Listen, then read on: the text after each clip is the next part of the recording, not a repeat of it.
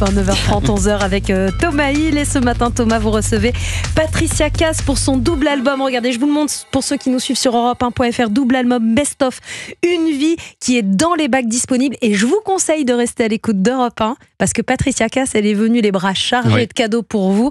Il y aura une belle surprise dans quelques minutes. Et alors, c'est amusant parce que pendant la pub, je vous demandais si vous étiez heureuse de ce retour et vous me dites, mais je suis pas revenue. Enfin, je dis pas que je suis revenue, en tout cas. Les chansons se sont remis, voilà, je sais pas, mais non. Non, mais je suis revenue après. Déjà, j'aime pas ce côté. Comeback. Le gros, voilà, le retour de. Mais en même temps. Oui, il faudrait un prochain album. Pour l'instant, je me mets pas la pression. Je sais pas si c'est dans un an. Je sais pas, on verra bien. Hein. Ce sera peut-être la prochaine étape. Voilà. Bon, en attendant, on va dresser votre portrait sonore, Patricia Cass, des petits sons pour mieux vous connaître. Et voici le premier. Je suis d'un pays, d'un horizon, d'une frontière qui sonne guerre, qui sonne éternel hiver. Et si tu veux m'apprendre, si tu veux vraiment bien me connaître, je suis dans chaque mot, dans chacun de mes gestes. Une fille de l'Est. Une fille de l'Est, chanson écrite, composée par Jean-Jacques Goldman. Patricia Cass, vous êtes née à Forbach, en Moselle. Vous avez grandi à Stiring-Wendel. Stiring-Wendel. Voilà, très bien, j'avais tenté quelque chose. C'est juste à côté de l'Allemagne. Est-ce que vous êtes encore très attaché à cette région ? Alors, déjà, il y a ma famille dans la région. Vous y retournez. Donc, c'est important. C'est les racines. C'est là où j'ai tout appris. Et puis... donc j'y retourne surtout pour ça. Après, ce qui est important, c'est pas d'oublier d'où on vient. Je veux dire, mon papa était mineur de fond, il était super fier de l'être. C'est un métier difficile, donc on apprend à pas se plaindre, la volonté. Et maman, 7 enfants, donc ça c'est pas facile non plus. Donc oui, bien sûr, j'y suis attachée, mais parce que j'ai aussi un lien. J'ai grandi là-bas, quoi. Mais ça se sent un petit peu dans The Voice, parce que dès qu'il y a une personne qui vient de ce coin-là, on sent tout de suite votre émotion et votre envie, même peut-être de l'avoir dans votre équipe. Surtout qu'au début, on ne sait pas, parce qu'on a le dos tourné, donc on ne sait pas d'où ils viennent. Donc, quand ils vous le disent... c'est chouette. Et j'étais contente d'avoir une fille de l'Est. Enfin, j'en avais deux. J'avais un garçon qui était du côté de Metz, et j'avais Charline qui est de Strasbourg. Donc, c'est sympa, ouais. Alors, vous le disiez, vous êtes la petite dernière d'une fratrie de 7 enfants, avec une maman allemande, un papa français mineur de fond. Et alors, petite, vous parlez le platt, c'est ça ? C'est le patois local ? Oui, c'est un patois qui est plutôt allemand. Alors c'est pas lorrain, parce qu'il y a plein de patois là-bas dans la région. Donc là, c'est vraiment dû à maman, un patois allemand qui était, je peux le dire, il est pas très joli. Vous vous débrouillez encore en plate ? Oui. Il me dit que je suis belle, ça donne quoi ? Non. Alors en vrai allemand, ce serait Sag mir, ich bin schön. Et en plate, ça dirait, c'est presque pareil. Au lieu de sagt, ce serait sagt. Non, c'est vraiment des petits détails. C'est très proche de l'allemand. Oui, oui, c'est très proche de l'allemand. Allez, extrait suivant. Heureusement, je chante pas ça. Vous tenez à toucher.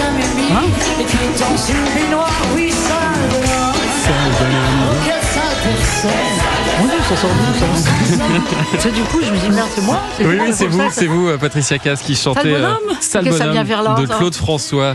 Parce que cette chanson, alors qui n'est pas la plus connue de Claude François, c'est la première chanson que vous avez interprétée sur scène au carnaval de Forbach.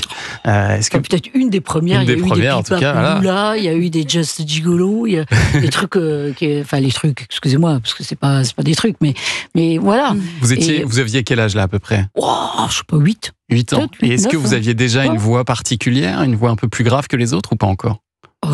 Moi, je me rendais pas compte du tout. Alors, elle était plus enfantine, ça c'est sûr, mais et beaucoup moins grave que maintenant. Parce que moi, je suis contente d'avoir la voix ronde et grave. Moi, j'aime bien. C'est beau. J'ai beaucoup chanté les garçons pour avoir une voix plus grave. Maman, elle avait une voix très aiguë, donc je me disais toujours, je peux pas. Donc, je chantais les garçons. Mais les gens disaient, tiens, j'avais une voix un peu plus grave, mais j'avais surtout une puissance vocale. Après la justesse, moi je me rendais pas compte. En tout cas, vous avez remporté le premier prix, donc visiblement en général, ça devait être juste. Voilà. Des fois, on était embêtés parce qu'il y avait des cadeaux très surprenants. Quoi. Ah, c'était quoi le cadeau là? Ah, le cadeau le plus surprenant, c'est un poney. Ma mère a dit. Qu'est-ce qu'on va en faire? Ah oui, bah oui. Non, tu l'amènes pas dans le jardin. Non, c'est pas mal. C'est des radios, c'est des petits trophées, des bonbons. Oui, c'est plein de choses différentes. C'est plus facile à replacer qu'un poney, effectivement. Allez, chanson suivante.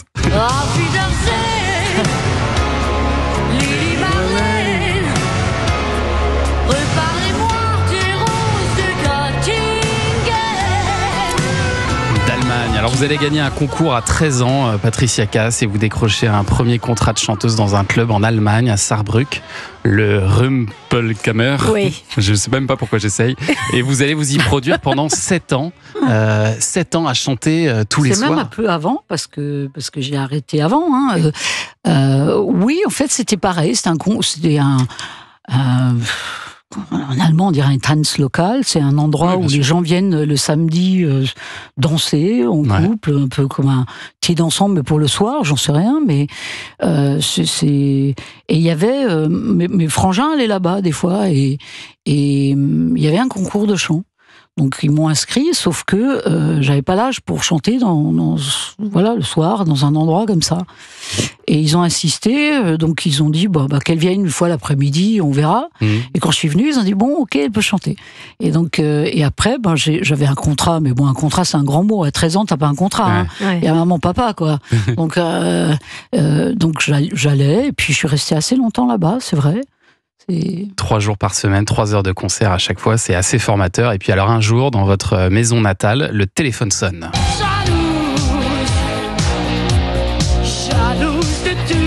Oh, 85. 85, ça c'est votre tout premier 45 tours, Patricia Cass, Jalouse, produit par cette personne qui vous a appelé un jour chez vous. Et ce monsieur, c'était Gérard Depardieu.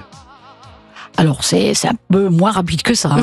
Disons que voilà, là vous avez coupé un petit peu un petit peu dans le.